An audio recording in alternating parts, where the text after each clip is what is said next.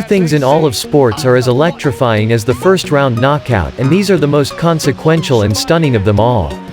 To make the cut here, the KO must not only be spectacular and dramatic, but it must be truly a single, devastating, bolt from the blue punch deciding the outcome, as opposed to the ending of a one-sided beatdown. So without further ado, here are the greatest first-round knockouts ever in the history of boxing. Tyson charged at Tillman once the opening bell sounded, causing Tillman to quickly retreat.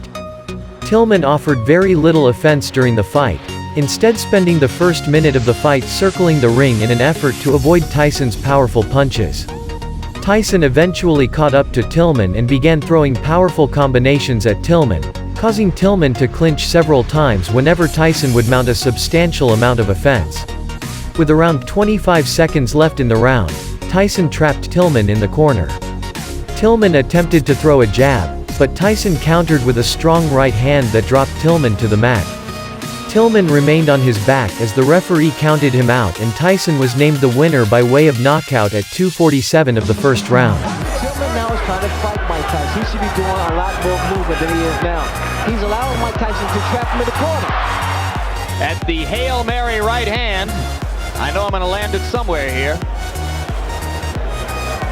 And Tillman never responded at all to Richard Steele's count.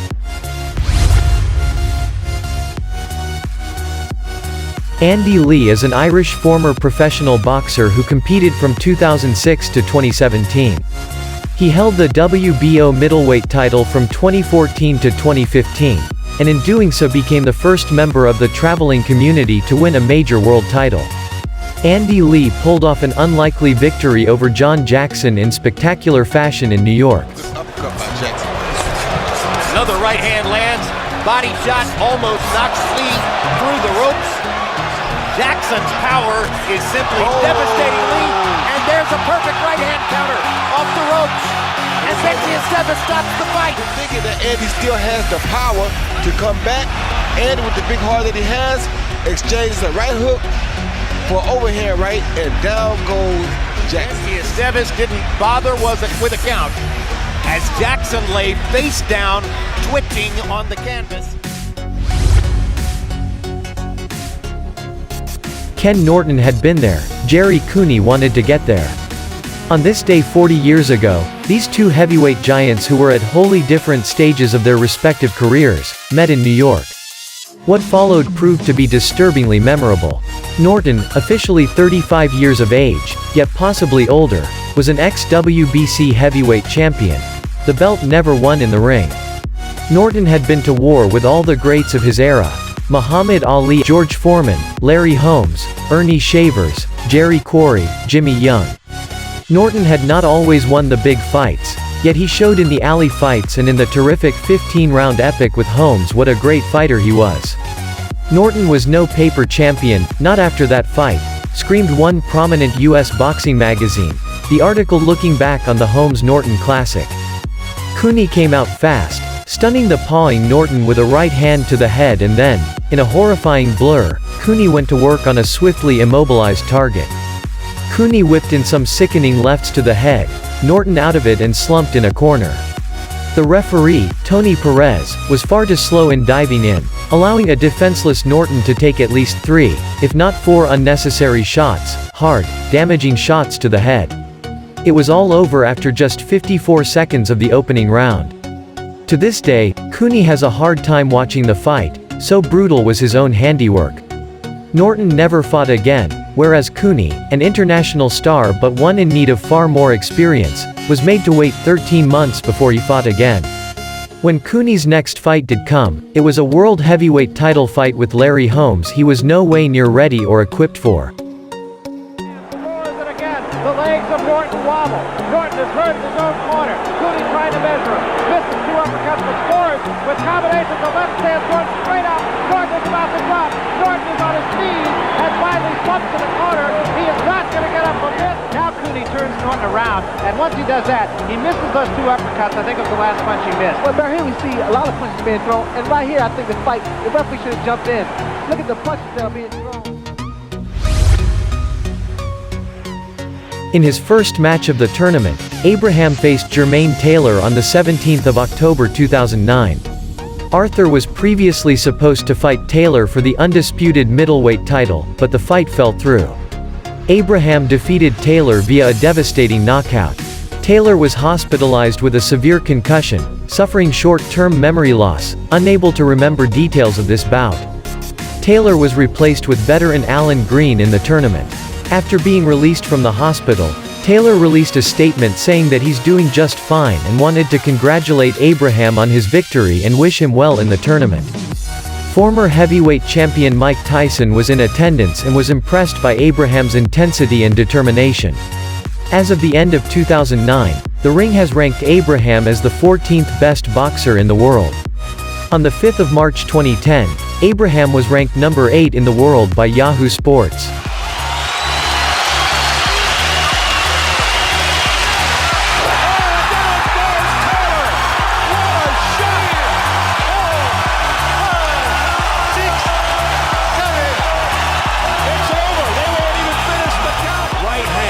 Set up by a wide left hook, and the right was right down the middle. Taylor can keep his gloves up before he hit the canvas.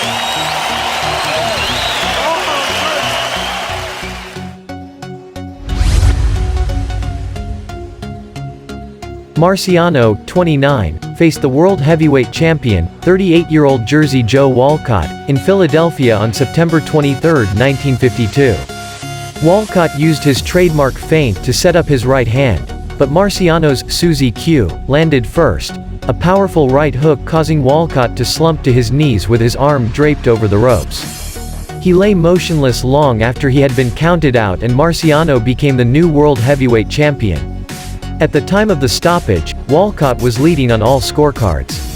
His first defense came a year later, a rematch against Walcott, 39, who this time was knocked out again in the first round. Walcott is plainly is intent on staying away now. Be careful. That's the right hand, Walcott.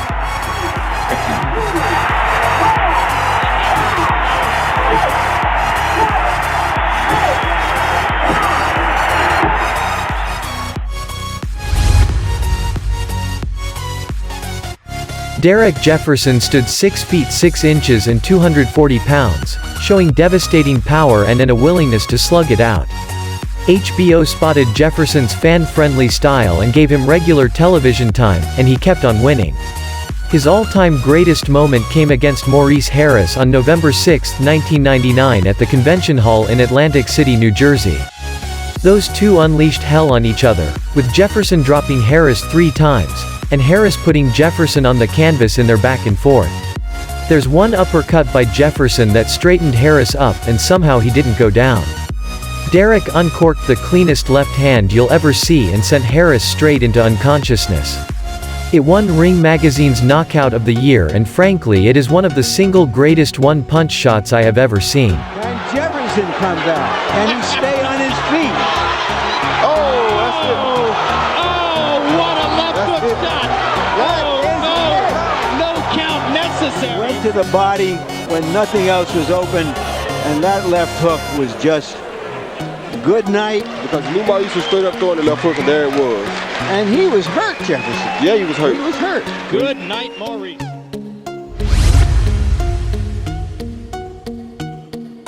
Following 3 successful title defenses in 2000, Lennox Lewis turned his sights on a potential superlight with Mike Tyson. Lewis had originally hoped to meet Tyson during the summer of 2001, however, Tyson was issued a 3-month suspension early in the year after testing positive for marijuana following his 2000 fight with Andrew Golota. Lewis opted to make his next defense against little-known Hasim Rahman. With 46 seconds remaining in the round, Rahman was able to turn the tables and used his jab to back Lewis into the ropes. Shortly after that exchange, Lewis momentarily dropped his gloves to his side, allowing Rahman to quickly land a strong right hand that dropped Lewis to the mat. Lewis was unable to get back to his feet, and Rahman was announced the winner by knockout, becoming the new heavyweight champion. If he punches, just keep your hand tied. They're telling him not to counterpunch. His supporters thought he could have done the Holyfield if he had decided to be more aggressive. With the left hand, by firing aggressively, keeping his left hand in Rockman's face. A blistering combination of violent hooks, most of them landing flush, this in a veritable eye blink, the entire fight over in just 19 seconds. This was the way it was on March 15, 1996, when a young and unbeaten Samoan heavyweight prospect burst onto the world stage in a frighteningly exciting fashion. David Tua, just 23 years of age and built like a bank safe, met the taller and slightly older John Ruiz on a card dubbed the Night of the Young Heavyweights. What went down, aside from the thoroughly unprepared Ruiz, was one sizzling display of power, accuracy, and killer instinct. Tua, who had won a bronze medal at the '92 Olympics and was now guided by ultimate cheerleader Lou Duva, came out blazing, and his lethal hooks to the head and jaw sent Ruiz skull spinning. It was over in a blur, with Ruiz left on his back, his eyes closed. Listed as having a reach advantage here. We'll see how he uses it. Tua with a big left hook, and Ruiz in trouble. Tua comes right at him. Another big bomb, and Ruiz is down. This could almost be over now. Quite a bit right there. That had Tyson written all over it, the way it was thrown and everything by Tua. Now he knows he's done the damage here. He comes right in, and before John Ruiz can recover, Tua is all over him. One more right hand, another one in there. And that one...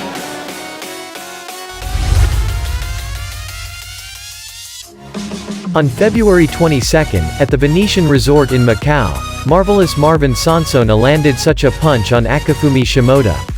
He was coming forward behind a high guard, attempting to close the distance between himself and Sansona, who was staying just out of range, popping his southpaw jab, and keeping his hands dangerously low.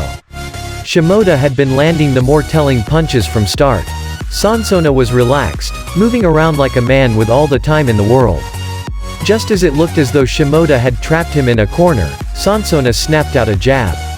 At the same time, Shimoda stepped in. And just like that, the fight was over, because what followed Sansona's jab was a wicked left uppercut that came under Shimoda's left arm and crumpled him like wet laundry. Shimoda's left leg folded under him and he flopped to his back. Referee Danrex Tapdanson counted to 3 and waved the bout off.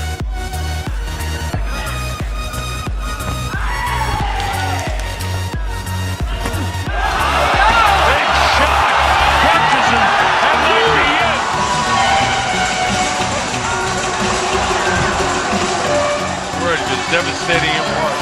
Right there. Snap the head.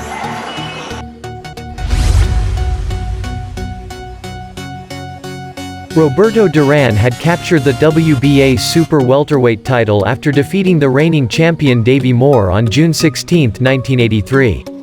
Duran's first defense of his newly won title was put on hold when it was announced 2 weeks after his victory that he would be moving up to the middleweight division to challenge Marvin Hagler for Hagler's undisputed middleweight crown. After losing a close unanimous decision to Hagler in November, Duran would opt to return to the super welterweight division. Duran was scheduled to make a mandatory defense against the WBA's #1 ranked contender Mike McCallum, with promoter Dan Duva negotiating with both fighters in February 1984. However, in a press conference the following month, Duran announced that he would instead face WBC super welterweight titleist Thomas Hearns, and that he would vacate his title if the WBA would not grant an extension that would allow him to make his mandatory defense after his fight with Hearns rather than before. After the WBA refused an extension, Duran announced in early May that he would indeed vacate the title and move forward with his fight against Hearns. Hearns would back Duran into the ropes and tee off with a series of combinations as Duran desperately tried to fight back. Then, with just as the first minute of the round came to an end, Hearns landed a devastating right to Duran's jaw that sent Duran down face first on the canvas. The referee would stop the fight immediately, giving Hearns a technical knockout victory at 1 minute 7 seconds of the round. Duran fights off the ropes. Oh, he's out. He's out. He was out before he hit the canvas. He doesn't know where he is. Now here's the cruncher. There it is. On the button.